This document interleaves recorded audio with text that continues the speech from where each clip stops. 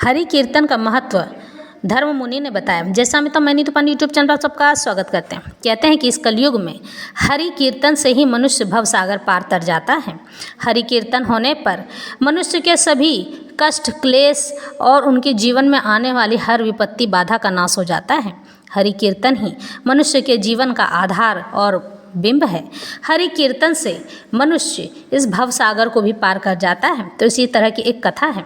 मिथिलापति ने पूछा, ब्राह्मण इस बैसाख मास में कौन कौन सी तिथियां पुण्यदायी मानी जाती हैं? तो सुतदेव जी कहते हैं, सूर्य के मेष राशि पर स्थित होने पर बैसाख के महीने में 30 तिथियां यानी कि महीने के 30 दिन पुण्यदायी मानी गई हैं। एकादशी में किया हुआ पुण्य कोटि गुना फल देता है। उसमें स्नान, दान, तपस्या, होम, देव पूजा, पुण्य कर्म एवं कथा का श्रवण किया जाए तो वह तत्काल मुक्ति देने वाला है।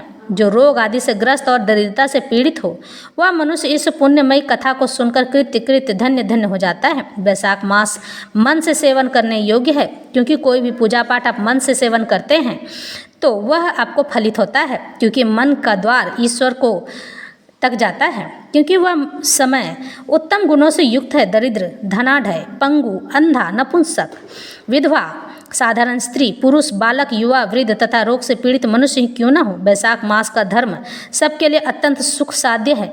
परम पुण्य में बैसाख मास में जब सूर्य मेष राशि में स्थित हों तब पाप नाशिनी अमावस्या कोटि गया के समान फल देने वाली होती है।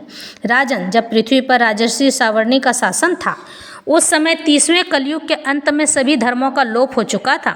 उसी समय आनर्त देश में धर्मवर्ण नाम से विख्यात एक ब्राह्मण थे। मुनिवर धर्मवर्ण ने उस कलयुग में ही किसी समय महात्मा मुनियों के सत्र याग में सम्मिलित होने के लिए पुष्कर क्षेत्र की यात्रा की। वहाँ कुछ व्रतधारी महर्षियों ने कलयुग की प्रशंसा करते हुए इस प्रकार कहा था, सतयुग में भगवान विष्णु को संतुष्ट करने वाला जो पुण्य 1 वर्ष में साध्य है वही त्रेता युग में 1 मास में और द्वापर युग में 15 दिनों में साध्य होता है, साधा जा सकता है। परंतु कलयुग में भगवान विष्णु का स्मरण कर लेने से ही उससे 10 गुना पुण्य होता है। कली में बहुत थोड़ा पुण्य भी कोटि गुना फलदायी होता है। जो एक बार भी भगवान का नाम लेकर दया दान करता है और दुर्भिक्ष में अन्न देता है वह निश्चय ही ऊर्ध्वलोक में गमन करता है। यह सुनकर देवर्षि नारद हंसते हुए उन्मत्त के समान नृत्य करने लगे।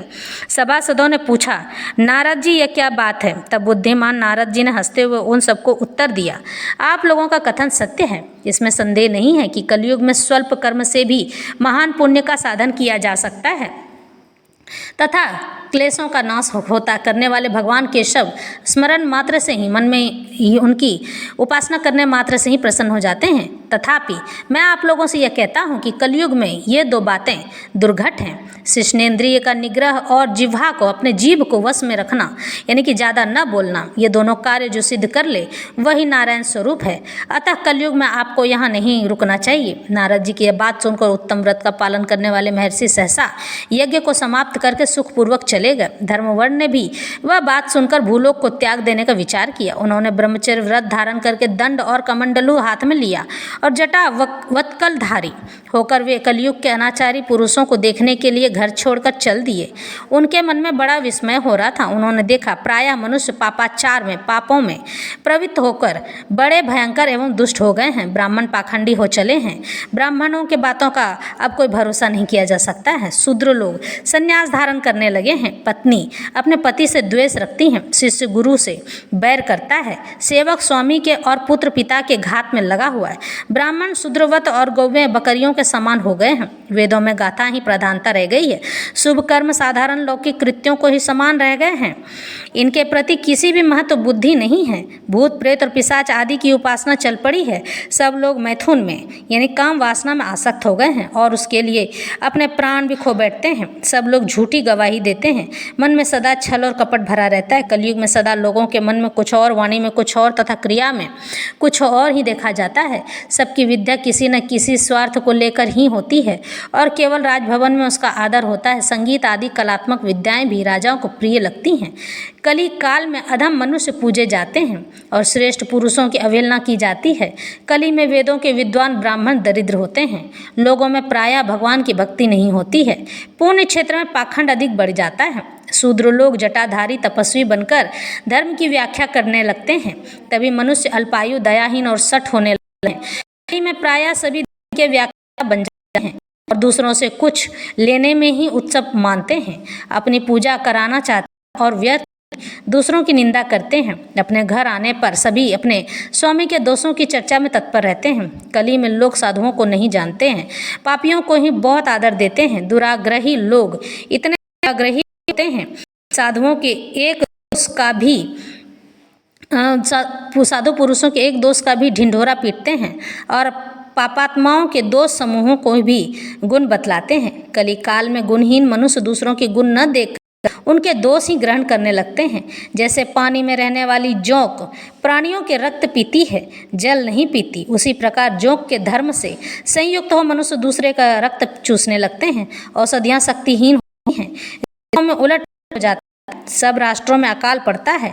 कन्या योग्य समय में संतान उत्पन्न नहीं करती है। लोग नट और नर्तकों की विद्याओं से विशेष प्रेम करने लगे हैं, जैसे कि आज का बॉलीवुड। आज सभी लोग स्त्रियों की भांति नाचने लगे हैं। जो वेद वेदांत की विद्याओं में तत्पर और अधिक गुणवान हैं, उन्हें अज्ञानी मनुष्य सेवक की दृष्टि से देखते हैं। वे सब के सब भ्रष्ट होते हैं। कली में प्रायः लोग श्राद्ध कर्म का त्याग करते हैं और वैदिक कर्मों को छोड़ बैठते हैं। प्रायः जीभ पर भगवान विष्णु के नाम कभी नहीं आते। लोग श्रृंगार रस में आनंद का अनुभव करते हैं और उसी के गीत गाते हैं। कलयुग के मनुष्यों में न कभी भगवान विष्णु की सेवा देखी जाती है, न शास्त्रीय चर्चा होती है और न कहीं यज्ञ की दीक्षा है, न विचार का लेस है, न तीर्थ यात्रा है और न दान धर्म ही होते देखे जाते हैं। यह कितने आश्चर्य की बात है। उन सबको देखकर धर्म वर्ण को बड़ा भय लगा। पाप से कुल की हानि होती देख अत्यंत आश्चर्य से चकित हुए दूसरे द्वीप में चले गए। सब द्वीपों और लोकों में विचरते हुए बुद्धिमान धर्म वर्ण किसी समय कौतूहल के कारण पितृलोक में गए। वहाँ उन्होंने कर्म से कष्ट पाते हुए पितरों को बड़ी भयंकर दशा में देखा। वे दौड़ते रोते और गिरते पड़ते थे। उन्होंने अपने पितरों को भी नीचे अंधकूप में पड़े हुए देखा। उनको देखकर आश्चर्यचकित हो दयालु धर्मवर्ण ने पूछा, आप लोग कौन हैं कि इस दुस्तर कर्म के प्रभाव से इस अंधकूप में पड़े हैं? पितरों ने कहा, हम श्रीवत्स गोत्र वाले हैं। पृथ्वी पर हमारी कोई संतान नहीं रह गई है, अतः हम श्राद्ध और पिंड से वंचित हैं, इसलिए यहाँ हमें नरक का कष्ट भोगना पड़ता है। संतानहीन दुरात्माओं का अंधकूप में पतन होता है। हमारे वंश में एक ही महायशस्वी पुरुष है जो धर्मवर्ण के नाम से विख्यात है, किंतु वह विरक्त होकर अकेला घूमता फिरता है। उसने गृहस्थ धर्म को नहीं स्वीकार किया है। वह एक ही तंतु हमारे कुल में अवशिष्ट है। उसकी भी आयु क्षीण हो जाने पर हम लोग घोर अंधकूप में गिर पड़ेंगे, जहाँ से फिर निकलना कठिन होगा। इसलिए तुम पृथ्वी पर जाकर धर्म वर्ण को समझाओ। हम लोग दया के पात्र हैं। हमारे वचनों से उसको यह बताओ कि हमारी वंश रूपा दुर्वा को काल रूपी चूहा प्रतिदिन खा रहा है। क्रमशः हमारे वंश का नाश हो गया है। एक तुम ही बचे हो। जब तुम भी मर जाओगे तब संतान परंपरा न होने के कारण तुम्हें भी अंधकूप में गिरना पड़ेगा। इसलिए गृहस्थ धर्म को स्वीकार करके संतान की वृद्धि करो। इससे हमारी और तुम्हारी दोनों की ऊर्ध्वगति होगी। यदि एक भी पुत्र वैशाख माघ अथवा कार्तिक माघ में हमारे उद्देश्य से स्नान श्राद्ध और दान करेगा तो उससे हम लोगों की ऊर्ध्वगति यानी हमारी अंतर्गति हो जाएगी और नरक के द्वार हो जाएंगे। नरक से उद्धार हो जाएगा। यदि एक पुत्र भी भगवान विष्णु का भक्त हो जाए, एक भी एकादशी का व्रत रहने लगे, अथवा यदि एक भी भगवान विष्णु की पापनाशक कथा श्रवण करे तो उसकी 100 बीती हुई पीढ़ियों का तथा 100 भावी पीढ़ियों का उद्धार होता है। वे पीढ़ियाँ पाप से आवृत होने पर भी नरक का दर्शन नहीं करती हैं। दया और धर्म से रहित उन बहुत से पुत्रों के जन्म से क्या लाभ जो कुल में उत्पन्न होकर सर्वव्यापी भगवान नारायण की पूजा नहीं करते। इस प्रकार प्रिय वचनों द्वारा धर्म वर्ण को समझाकर तुम उसे विरक्तिपूर्ण ब्रह्मचर्य आश्रम से गृहस्थ आश्रम में प्रवेश करने की सलाह दो। पितरों की यह बात सुनकर धर्मवर्ण अत्यंत विस्मित हुआ और हाथ जोड़कर बोला, मैं ही धर्मवर्ण नाम से विख्यात आपके वंश का दुराग्रही बालक हूँ। यज्ञ में महात्मा नारद जी का यह वचन सुनकर कि कलयुग में प्रायः कोई भी रसनेन्द्रिय और शिष्णेन्द्रिय को दृढ़ता पूर्वक संयम में नहीं रखता है। मैं दुर्जनों की संगति से भयभीत हूँ। अब तक दूसरे द्वीपों में घूमता रहा। इस कलयुग के 3 चरण बीत गए। अंतिम चरणों में भी मैं 3.5 भाग व्यतीत हो चुके हैं। मेरा जन्म व्यर्थ बीता है, क्योंकि जिस कुल में मैंने जन्म लिया उसमें माता पिता के ऋण को भी मैंने नहीं चुकाया है। पृथ्वी के भारभूत शत्रु तुल्य पुत्र के उत्पन्न होने से क्या लाभ जो पैदा होकर भगवान विष्णु और देवताओं तथा पितरों की पूजा न करे। मैं आप लोगों की आज्ञा का पालन करूंगा। बताइए पृथ्वी पर किस प्रकार मुझे कलयुग से और संसार से भी बाधा नहीं प्राप्त होगी।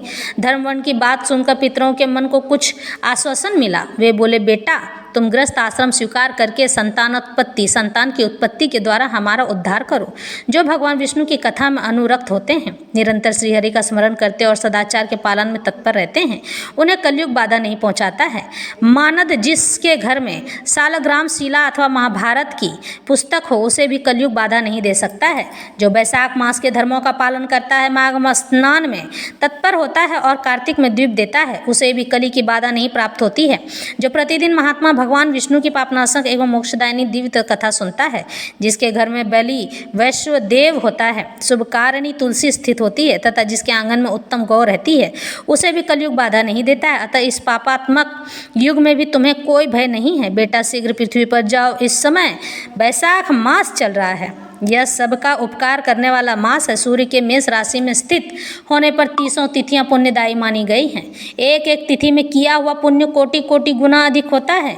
उनमें भी जो वैशाख की अमावस्या तिथि है, वह मनुष्यों को मोक्ष देने वाली है। देवताओं और पितरों की वह बहुत प्रिय है, शीघ्र ही मोक्ष की प्राप्ति कराने वाली है। जो उस दिन पितरों के उद्देश्य से श्राद्ध करते हैं और जल से भरा हुआ घड़ा एवं पिंड देते हैं, उन्हें अक्षय फल की प्राप्ति होती। अतः महामते, तुम शीघ्र जाओ और जब अमावस्या हो तब कुंभ सहित श्राद्ध एवं पिंड दान करो। सबका उपकार करने के लिए गृहस्थ धर्म का आश्रय लो। धर्म, अर्थ और काम से संतुष्ट हो उत्तम संतान पाकर फिर मुनि वृत्ति से रहते हुए सुखपूर्वक द्वीपांतर में विचरण करो। पितरों के इस प्रकार आदेश देने पर धर्मवर्ण मुनि शीघ्रतापूर्वक भूलोक में गए। वहाँ मेष राशि में सूर्य के स्थित रहते हुए वैशाख मास में प्रातः काल स्नान करके देवताओं, ऋषियों तथा पितरों का तर्पण किया। फिर कुंभदान सहित पाप विनाशक श्राद्ध करके उसके द्वारा पितरों को पुनरावृत्ति रहित मुक्ति प्रदान की। उसके बाद उन्होंने स्वयं विवाह करके उत्तम संतान को जन्म दिया और लोक में उस पाप नाशिनी अमावस्या तिथि को प्रसिद्ध किया। तदंतर वे उसके बाद भक्तिपूर्वक भगवान की आराधना करने के लिए हर्ष के साथ गंधमादन पर्वत पर चले गए। इसलिए वैशाख मास की अमावस्या तिथि परम पवित्र मानी गई है। और इस बात से धर्म वर्ण को यह पता चला कि हरि कीर्तन ही सभी युगों में सर्वश्रेष्ठ है। सर्वश्रेष्ठ ही नहीं, उत्तम से उत्तम फल देने वाला है। जो हरि कीर्तन में जाता है वही मनुष्य मोक्ष को प्राप्त होता है। तो यह कथा यहीं संपन्न होती है।